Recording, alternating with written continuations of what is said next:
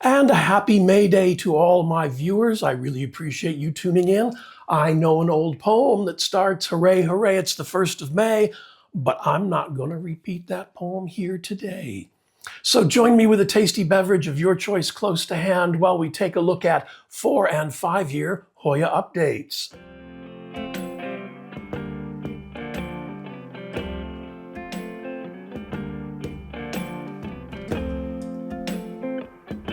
And before we get underway, a couple of special thanks go out.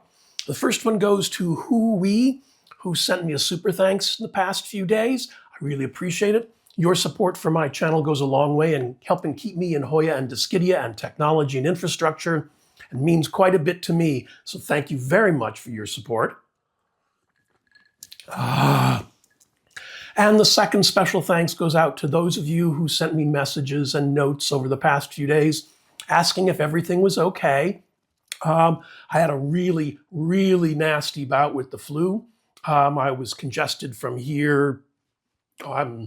Anyway, I spent a week like flat on my back and hacking and coughing, but it's over and I'm feeling much better. And you guys checking in on me meant a lot. So thanks to you guys too.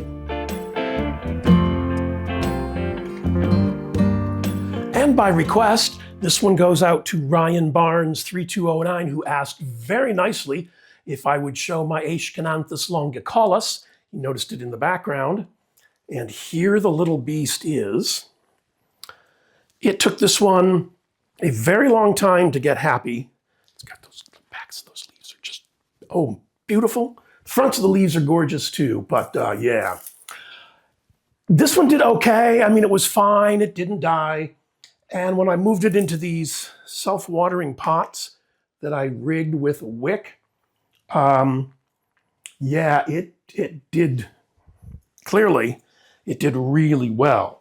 It's going to move out to the porch as soon as it gets warm enough. And it's got a special spot out there. But yeah, it's very, very pretty. I have it growing, as I said, in one of my rigged self-watering pots. So it's the platform type of self-watering pot, but I put wicks in it. It's growing in an organic mix. That's my standard cocoa husk chunks, long fibrous sphagnum, fine bark, and some pumice. It is a Hoya relative, so it likes kind of the same care conditions. But yeah, it's just a beautiful plant, and it's done very well through the winter.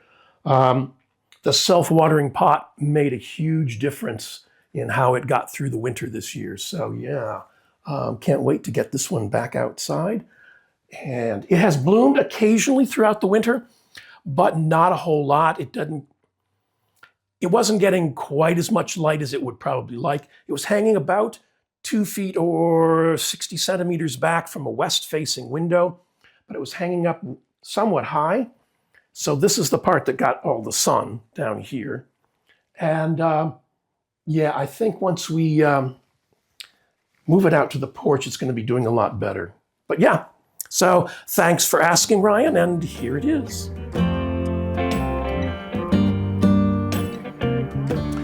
And the first one up that's been here for 4 years is the original, or my original, Hoya caudata, Sumatra.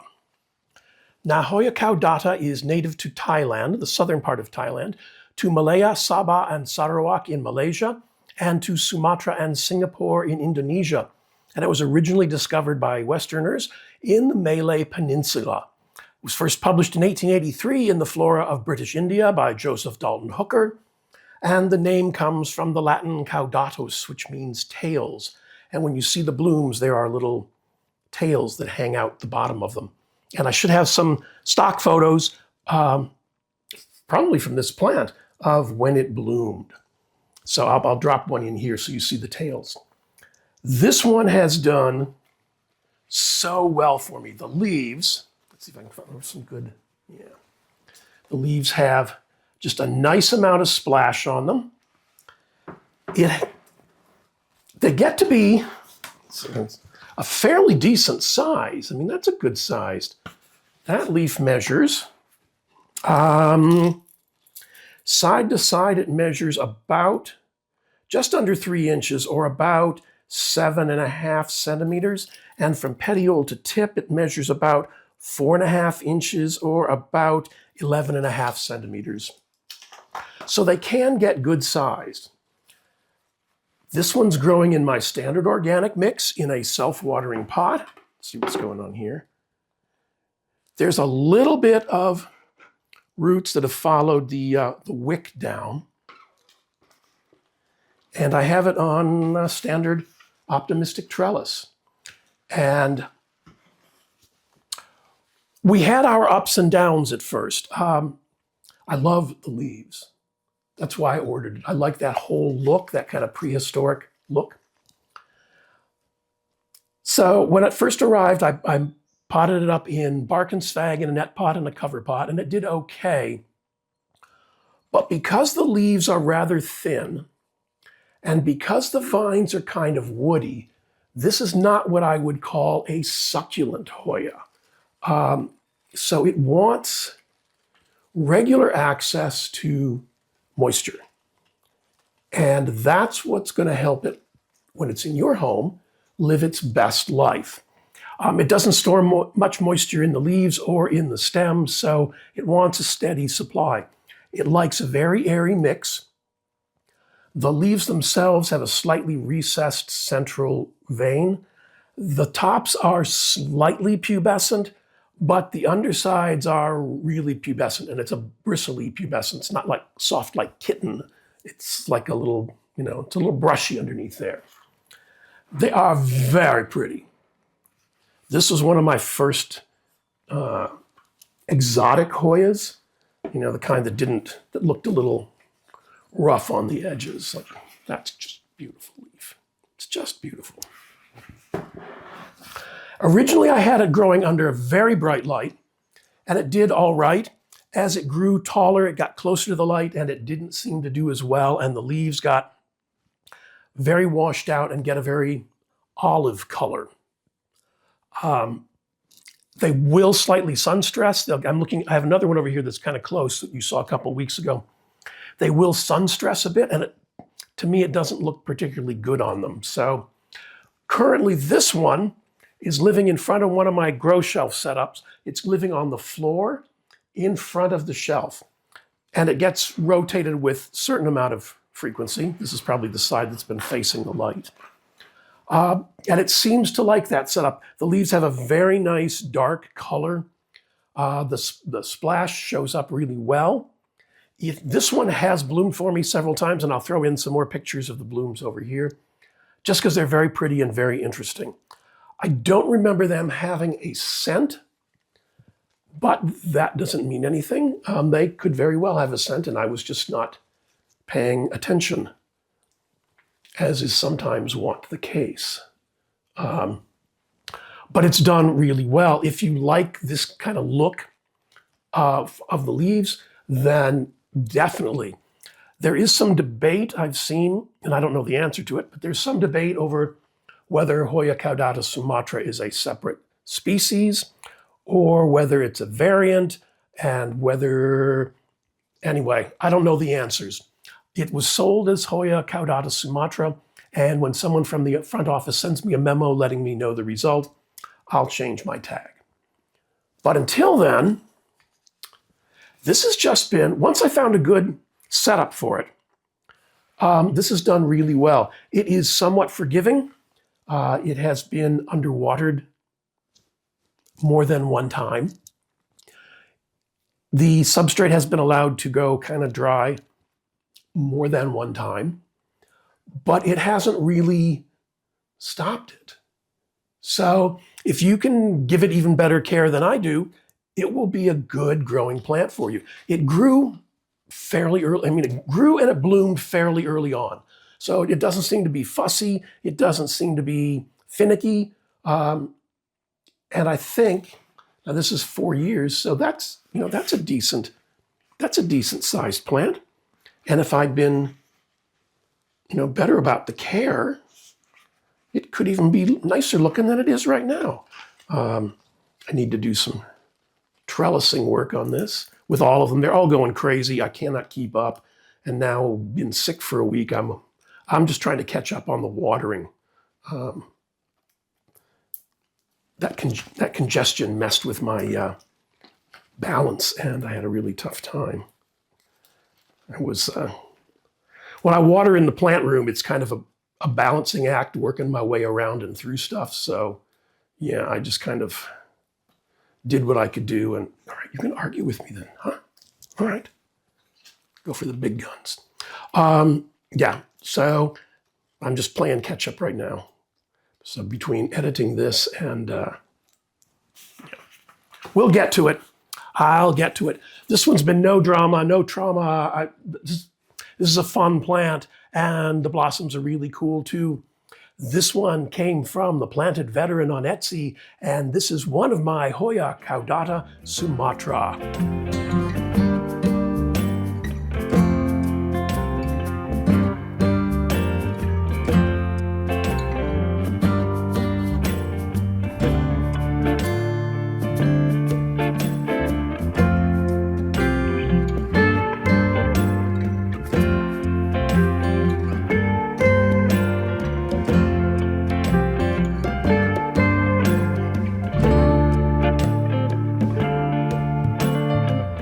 And next up for 4 years is my Hoya crassipetiolata.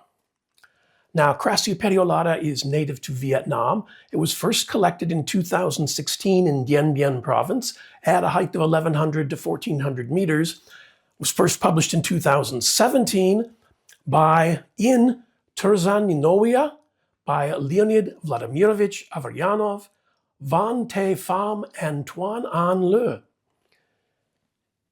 And of course, you know, I got this because the leaves are just beautiful. This has been a really good grower for me. This is another one I recommend. It tested my patience a little bit at the beginning, but once it settled in, and I have it growing in self-watering in pond, it's got a very healthy root system and does need a drink. So it, you know, plant this size requires a regular amount of moisture, and it'll get that in just a couple minutes. It has done very well. Once it decided it liked this setup, it just went to town. It grows really well, it blooms regularly, there are peduncles all over the place. I think if I had it growing under slightly lower light, that the color would be darker. I have another crassipetiolata, one with the epithet splash growing over here, and the leaves are darker because it is further from the light. So maybe a bit of rearranging, but you know, I'm okay with those leaves. They're really, really pretty. Now from petiole to tip, they're measuring about 5 inches or about 12 3/4 centimeters. And from side to side, they're measuring about 1.5 inches or just under 4 centimeters. They grow in very nice clusters, clusters of maybe 3, 4, 5. I should have pictures over here right now of what the blooms look like, and it has bloomed regularly for me, provided I do, you know, the right thing and water it. There is a slightly raised central rib and raised side ribs, and or side veins. There's no pubescence. They seem very glabrous, very smooth, and they've got that great vein. You know, that's just a really pretty plant. The leaves are somewhat thin, not as thin as the caudata we just looked. Ooh, gotta straighten that one up. Not as thin as the caudata we just looked at, but they're on the thinner side. The vines get a little woody after a while, but I would say that this holds an okay amount of moisture. You still have to keep on top of the watering, but it's not as moisture driven as that caudata Sumatra that we just looked at. This is done really well. If you've got a little bit of patience in the beginning, it's getting ready to bloom again. That'll be cool. If you've got a little bit of patience in the beginning, this one will pay off. As I said, it took it a while to get established, but then once it did, you know, it's going great guns.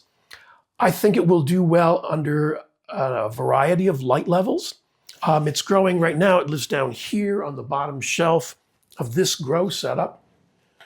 And the light is over here to it. That's why all the leaves are on this side. As I said, I think if it got a little bit less light, they would be a little bit darker. But, you know, that's kind of okay. They don't seem to be sun stressing, and they are fairly close to some of the grow light, to the grow bulbs. So yeah, no complaints about this one. No trauma, no drama. It goes really well, grows really well, blooms really well, and looks like $1 million. So it shouldn't cost you that much.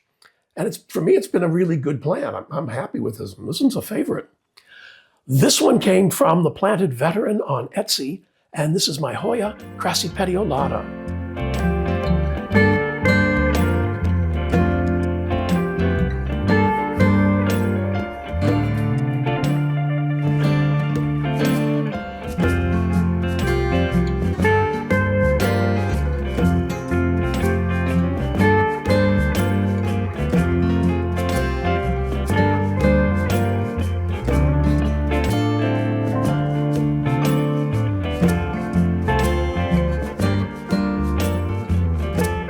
And next up, a couple more plants that have been here for 4 years, and they are my Hoya lacunosa. Now, Hoya lacunosa is native to Brunei, to Java, Kalimantan, and Sumatra in Indonesia, to Malaya, Sabah, and Sarawak in Malaysia, to the Philippines, and to Thailand. And it was first published in 1827 in Bijdragen tot de Flora van Nederlands-Indië, or Contributions to the Flora of the Dutch East Indies, by Carl Ludwig van Bloema. And the remarks on the herbarium sheet say Malaya. So that's the Malay Peninsula, the southern end of it. And that's probably where they were first discovered by Westerners. This was my first lacunosa.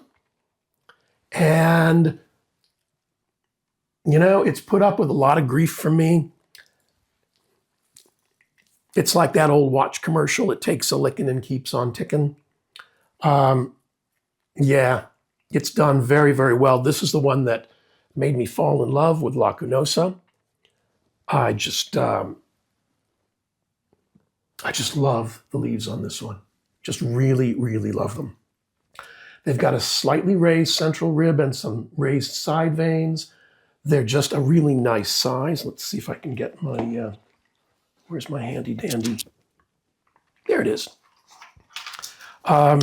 So the larger leaves on this lacunosa are measuring from petiole to tip around 2.5 inches or just under 6.5 centimeters. And from side to side, they're measuring in about 3/4 of an inch or right around 2 centimeters. And this one has done very, very well for me. It needs a good cleanup. It needs a little attention. And it will get some in the near future. It's a regular bloomer for me. It's standard lacunosa blooms. I'll put pictures of standard lacunosa blooms over here. But it's done very, very well. It's currently growing in my standard generic pond mix in a self-watering pot. It hangs on the back wall of this grow setup and is probably 30 centimeters or a foot from the grow bulb. And it has done very well. It has put up with a lot from me. So I'm happy about that. Its immediate neighbor, let me put the weight back on it so it doesn't tip over, is my variegated Hoya lacunosa. And this one has done a bit of reverting. So more than a bit of reverting. It's still growing well. It's still quite healthy. But I think I'm going to go in, I wouldn't say quite healthy, it's healthy. Go in and either take cuttings and start it again or cut back what's not variegated and see if we can get the variegation back, because it is, when it's fully variegated, it is a very, very pretty plant. It is getting ready to bloom. And the blooms of this one look just like the blooms of the other one. The leaves are about the same size as well. So this one needs a little bit of attention on my part to get things going again. But these have both been very forgiving, very beautiful plants. They grow under pretty much the same, I mean, they grow side by side. side by each, as they say in Woonsocket. So they've done very well. They get almost identical conditions, almost identical care, or lack of good care. Yeah, I really like these two plants. They're just, like I said, these are the two that did it for me as far as lacunosa goes. Yeah, I'm happy about these. They would probably be longer, but they have been clipped several times. Just simply because, when they get to be like 4 and 5 feet long, I can't deal with that. I have no space for that. They get involved in everybody else's business, and we all try to keep to ourselves here. So, yeah. The green one came from Creekside Plants on Etsy, and the variegated one came from Plants by Lynn on Etsy, and these are my Hoya lacunosa.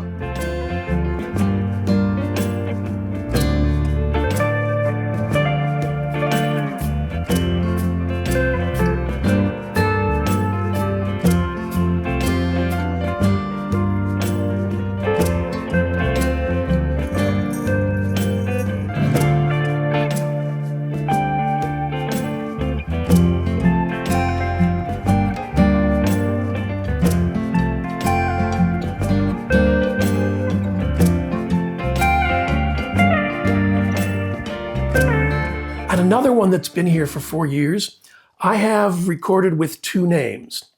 I originally purchased it as Hoya species affinity serpens Xiaoji001, but I've also seen it referred to as Hoya wenshanensis, but it has not been published under that name. So write them both down.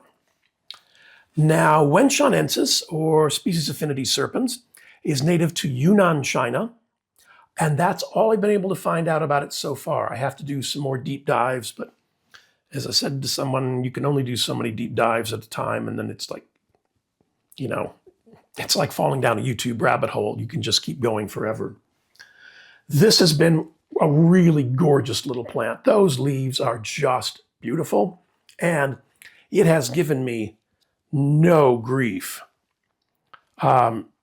This is probably almost 5 feet from the planter to the bottom of the longest vine. The leaves themselves have a slightly raised central vein, slightly raised side veins, just a couple of them. They measure from petiole to tip about 1/2 inch, or about 1.5 centimeters maybe. And from side to side, they measure about the same. They are slightly pubescent, but it's not a thick pubescence. It's just, you can see that it's there, and there should be pictures of the leaves over here right now, and you'll be able to see what I mean by that. This one blooms for me. It has not given me any grief. It has put up with less than ideal care, and it has done very, very well. There's just a little bit of rootage slipping through the bottom there. It's growing in my standard generic pond mix and a self-watering pot. It lives over here, and it's about, the top of the pot is about 1 foot or 30 centimeters beneath the grow bulb. And it's growing under bright light. I was going to say medium, but no, it's brighter. But again, it has worked its way down through the shelf underneath, and yeah, it's just doing really, really well. Because the leaves are slightly succulent, it probably holds a bit of moisture. The vines themselves are not woody, they are green. So there's probably a bit of succulence with them. I had never grown Hoya serpens before. I'd always heard that it was terrible and difficult and finicky and fussy and everything else like that. I have not found that to be the case, because I have Hoya serpens now. It does look like this, but that one's not fussy, and neither is this one. It's just a great little plant. And if you like that whole little leafed Hoya approach. You know, you can't get much nicer than those. They're very, very cool. I suppose if I had the time, I would go through and work this all out so that it was streaming down. But, you know, there's other things higher on the list than that. So, yeah, I would heartily recommend this little plant. The leaves do tend to catch on everything, so be kind of careful when you're handling it. But, man, this is a good one. It's just very cool, very pretty, very interesting. And you should be able to get a nice cutting for a reasonable amount of money. It shouldn't be terribly expensive. And this started with, who did I get it from? It probably started with a nice cutting. So yeah, it wasn't a rooted plant, I'm pretty sure. Well, it's been 4 years, and you know, I don't even remember what I had for lunch yesterday. Did I have lunch yesterday? Maybe I didn't. Maybe that's why I didn't have lunch yesterday. Anyway, hardly recommend this one. Really good grower, a lot of fun. This came from Plants by Lynn on Etsy, and this is Hoya species affinity serpens Shaoji 001, or sometimes known as Hoya wenshanensis.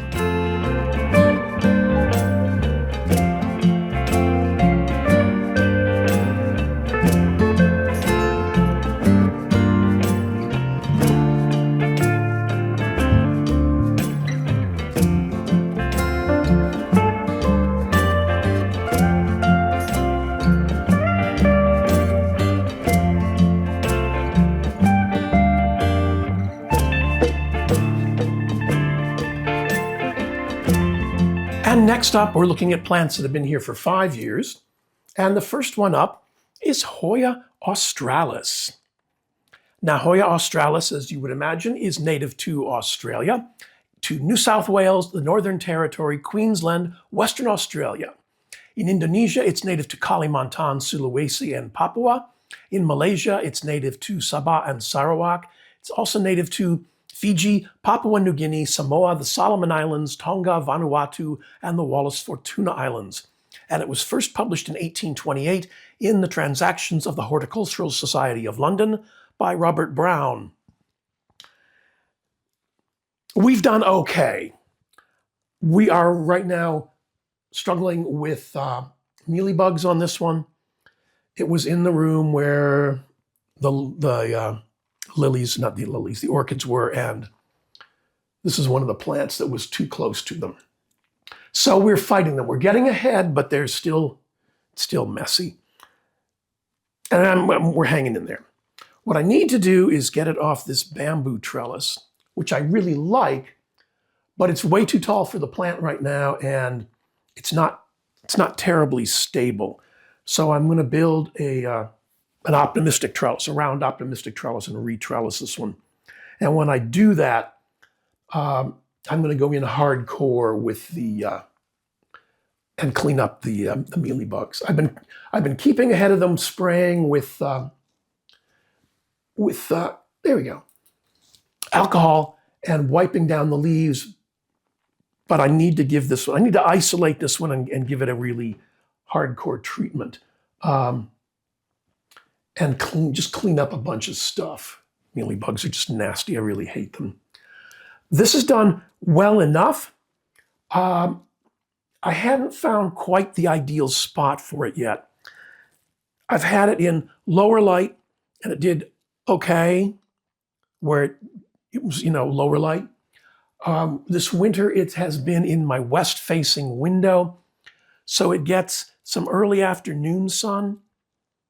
But I don't think it's really thrilled with that. It did try and put out some new growth for me, but the mealies went right for that. So, we're not happy. I think I've got to go in and really spend a good amount of time and get at this one. If you like just a nice plain green Hoya, this is one for you. The leaves have slightly raised central ribs, slightly raised side veins. They're glabrous on the top and pretty much glabrous on the bottom. And yeah, this is going to be a beautiful plant in just a few months. I just need to get ahead of this insects from hell situation. And Yeah, do something about that. It'll be a pretty plant when I have a chance to really wail on it. I may have a picture of what it looked like when it showed up, if I was being good and attentive at that time, but who knows? It was 5 years ago. We'll see. But yeah, it's doing okay. It's pretty enough. I'm going to turn it into a beautiful plant this summer, and we'll all be happy about that. So yeah, this one came from the Lady Bush Plant Company on Etsy, and this is my Hoya australis.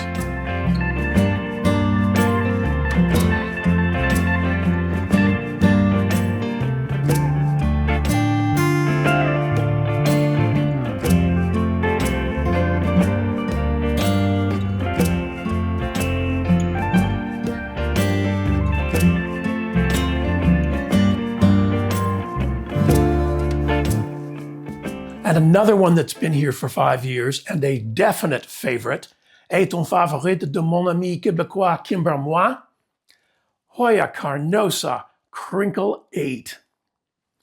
Now, Hoya carnosa is native to South Central and Southeast China and Hainan Island, to Japan and the Nansei Shoto, to Laos and Taiwan, and it was first published in 1883 in the Flora of British India by Joseph Dalton Hooker. Sometimes you buy a plant and it disappoints. You know, it's not everything you thought it was going to be, and it doesn't live up to the hype. And this is not that. This plant is just incredible. It is just, I can't say enough good things. I have sort of mixed feelings about carnosa because they can try a man's patience. I have 2 varieties of carnosa that do not. One of them is my Wilbur Graves, and this one. I saw a video somebody had done, probably at least 6 years ago now, and she talked about her Hoya carnosa Krinkle-8, about how well it grew right out of the box, and it bloomed early on. And my experience with carnosa had been neither one of those 2 things. And I thought, well, okay, let's see. So I ordered the plant, set it up, and it started growing within like 2 months. It was pushing out new growth. And then it bloomed like within 6 months. And it blooms regularly. It's getting ready to bloom now. There's a peduncle up here. There's another one in here getting ready to bloom. There's another nice lush peduncle down in there. There are probably a few more that I haven't even noticed yet. This one is growing in my generic pond mixture and a self-watering pot. And it currently lives, it's lived for a long time, in my west-facing window. So during the winter, it gets a lot of bright light and not terribly indirect. It gets some direct sun. In the summer, most of the leaves fill in out there, so it gets still bright light, but much more dappled light. It's not getting as much direct sun. And it just does not disappoint. It has just turned into this lush, gorgeous thing. I can't say enough good things about this plant. Really, if you've been frustrated by carnosas that don't grow for you or that don't bloom, find a carnosa Krinkle-8. The leaves sort of remind me of Hoya carnosa Chelsea. They're slightly cup shaped. They have that same kind of similar abs to them. You know, there's dimples along them. This one has like 5. This one has 4. In that vicinity. I don't know the parentage of this one. I could probably find that out, but I haven't yet. So it's done fine. I can't say enough good things about this one. Like I said, if you're looking for something that blooms, and I should have pictures of the blooms over here. I may even have a picture somewhere of what it looked like when it first showed up, although I'm not certain about that one. But man, it's just done so well. It's just done so well. No arguments, no complaints, no trauma, no drama. It has put up with less than ideal care. Because it's in the west window, I need to keep an eye on the water situation a little bit more than I do, but that hasn't phased it. If I miss a couple waterings and then get back on it, we're fine. No issues, no problems. I haven't had any pest issues. Nothing. We're good. We're good. Sturdy, hardy, forgiving, handsome. The leaves on the larger side are measuring from petiole to tip about 3.5 or 9 centimeters, and from side to side about 2 inches or 5 centimeters. No complaints. Absolutely no complaints. This is a carnosa I hardly recommend, and needs a good shower, but we'll deal with that when the weather warms up just a little bit. When I can take them out in the yard and give them just a good hosing down, that'll be a good thing. So yeah, no complaints about this one. Hardly recommended. This one came from Indoor Plants Inc. on Etsy, and this is Hoya carnosa Krinkle-8.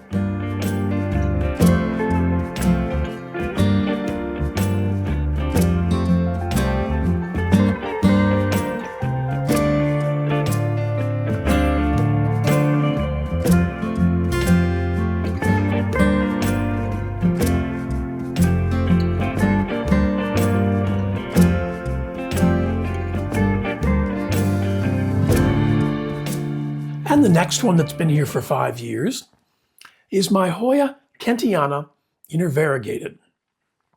Now, kentiana is native to the Philippines. It was first published in 1991 in Hoyan by Christine M. Burton. And there's a whole debate in the Hoya world about whether or not kentiana and wayeti are the same plant, and whether or not the kentiana that are sold in the US are actually wayeti, and where variegation fits in. I'm not a botanist. I'm just a guy who grows some Hoyas. This one came named as kentiana. There are ways to tell the difference, but the most important one is through the blooms. This one has not bloomed yet. My wayeti has, but not this one. So I'm hanging with the tag that it came with. Now, a lot of people find that kentiana and wayeti each have a great tendency to rot their roots. They came in, both of those two plants, but we are talking about this one, came in a rather peaty mix, and that's not what I wanted to grow them in. So I cleaned off a lot of the peaty stuff and settled it in bark and sphagnum in a net pot in a cover pot. And it did okay, and I had it under pretty bright light. And it started to look really washed out, and that's not kind of what you want with this plant. You need the darker green to really show off the inner variegation. So after a while, I moved it to a larger pot, and it was still under really bright light, and I thought, this is just it's not doing it for me. So I up-potted it again. It's now in my standard mix of cocoa husk chunks and fine bark and long fiber sphagnum and some pumice. And it lives over here just off to the side of one of my grow setups.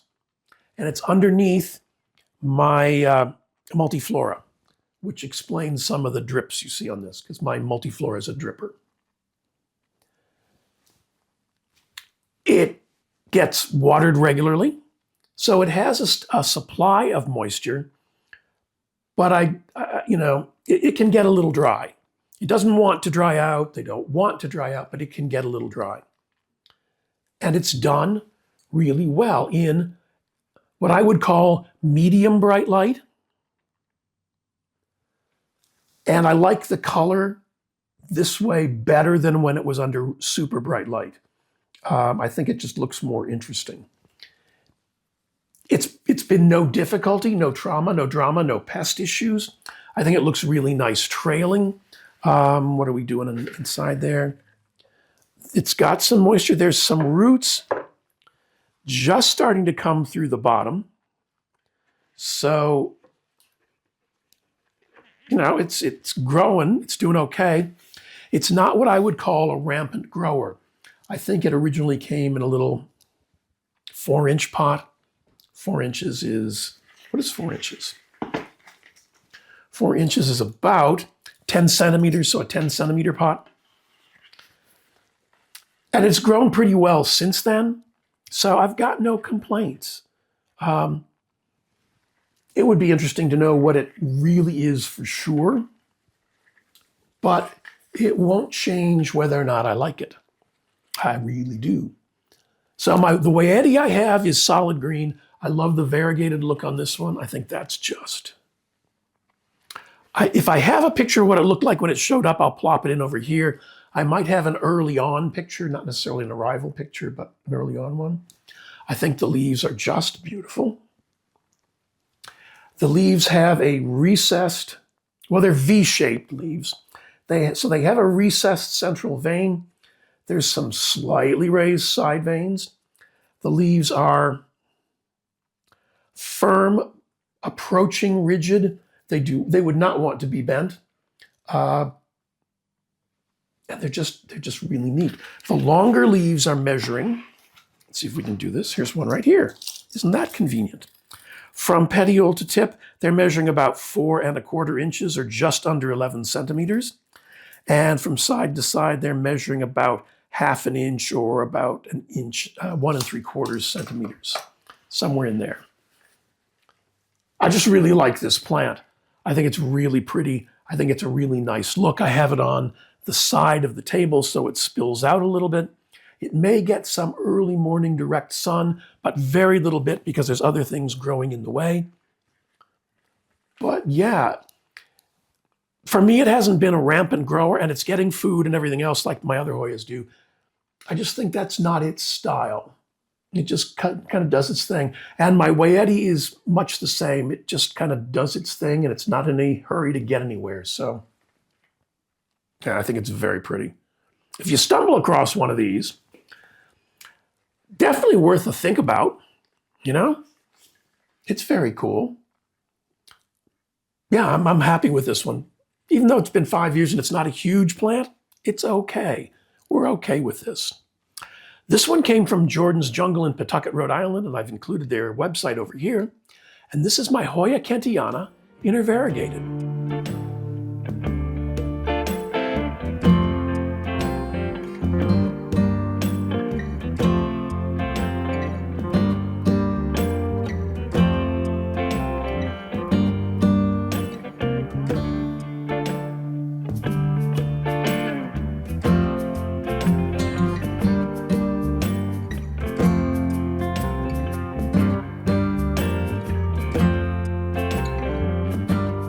And now, question from the comments. And this one comes from Diane Carruthers 966, who asks, what do you consider to be the best overall veiny Hoya? And immediately 2 answers popped into my mind because it's me, and of course there's going to be more than one. The first one is Hoya calistophylla. And I'm going to put in a picture of my Hoya calistophylla or something over here. And the rationale behind that, and I'm guessing this is if you're getting your first big veiny one. Anyway, I remember those days. Anyway, yeah, the reason I would say Hoya calistophylla is they're usually very inexpensive. And I'm talking about your basic Hoya calistophylla, not the black cat, not any of the other varieties, not any other hot stuff, just your basic calistophylla. They should be very inexpensive, and they are gorgeous. Mine's buried down here. It's getting ready to bloom, so I'm not ready to dig it out yet, but you'll see some stuff about it, some pictures, images, that kind of thing. It may test your patience a little bit at the beginning, but once mine got established, and again, I started it off in a net pot with a cover pot, and it came originally as a very twisted, like it was almost a U-shaped cutting. And after a few months, I said, I'm just going to take that and root both of them. And it took maybe 3 or 4 months for them to get rooted in that bark and sphagnum mix, the net pot and the cover pot. And I think that was because I couldn't provide it. That setup did not provide it with the optimum rooting conditions. But once it finally got rooted and established, I moved that to my generic pond mixture with self-watering pot. And after it got reestablished in that setup, it loved it. Grows like crazy, blooms regularly as long as I keep the watering consistent and even. And that's the reason number 2 I recommend just a good old basic calistophylla. And that is that if you keep up with the watering and everything else, it'll bloom for you regularly. Right now, this one's got, and maybe I'll take a current picture if I can squeeze in there. But it's got like 4 peduncles on it, and it's just a great little plant. So should be reasonably priced. You should be able to grow it really well from a cutting, and it blooms, and the blooms are really nice. So yeah, that's my reasons for crassipetiolata. The other one I would recommend is Hoya species chicken farm, which may be a Finlaysonii variety. That has not been determined, whether it's a Finlaysonii or another species altogether. And I'll put in a picture over here of what my chicken farm looks like. And the reason I suggest that one is that one, I bought it as a rooted plant, but it was a small plant. It has grown, it grew right out of the box. No issues, no trauma, no drama, right out of the box. And again, as long as I keep up with the moisture level, it's a good bloomer. I really have to keep an eye on that one because it's a large plant now. The leaves are large. And they tend to be a little bit darker than the calistophylla. They're growing under similar light conditions, not on the same shelf, but under similar light conditions. And the calistophylla tends to be a much lighter green, and the chicken farm tends to be a little bit darker green, but they're both easy.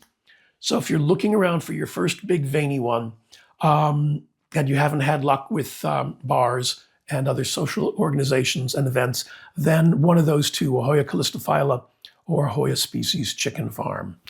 Those would be my recommendations.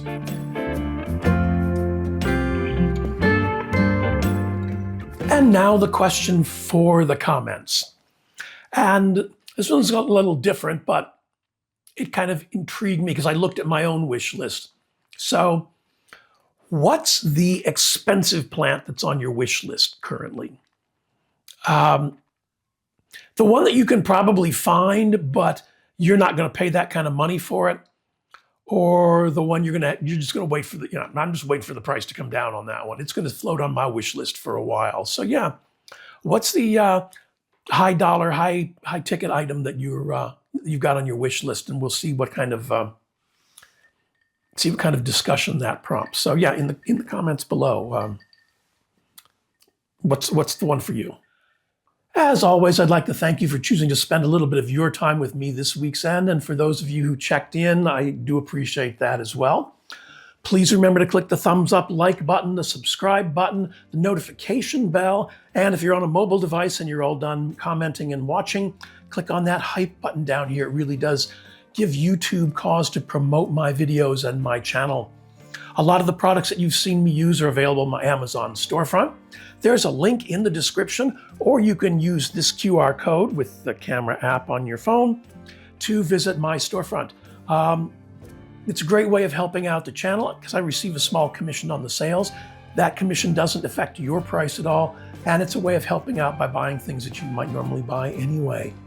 If you're in the market for grow lights, I have a relationship with Sansi, and if you use the link in the description or use this QR code and this discount code at checkout, you'll receive a 30% discount from the prices you find on their website.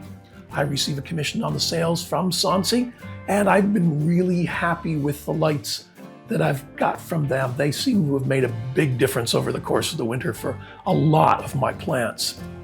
If you'd like to support the channel directly, there's a link in the description to my Buy Me a Coffee page, or you can use this QR code. Or if you'd like to work through YouTube, there's a thanks button down here, and YouTube handles all the processing for that. I'm going to put links to a couple more videos over here on the side as usual, and please enjoy the rest of your week's end.